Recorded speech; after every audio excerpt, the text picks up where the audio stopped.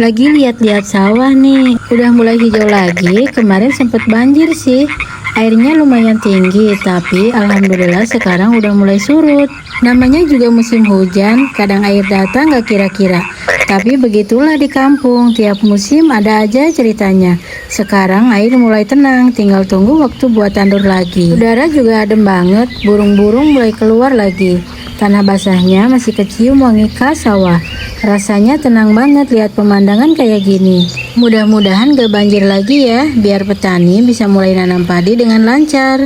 Aku udah nyebar benih padi, tapi belum di sawah ya, masih di tempat persemaian. Biar nanti pas udah kuat dan tumbuh hijau, baru dipindah ke sawah yang udah siap ditanami. Prosesnya memang kelihatan sepele, tapi disinilah awal perjuangan petani dimulai. Semoga musim ini tumbuhnya subur semua, nggak ada hama dan hasil panennya melimpah. Nemu pemandangan seru banget, ada yang lagi jabruk ikan. Airnya masih sisa dari banjir kemarin, agak keruh sih.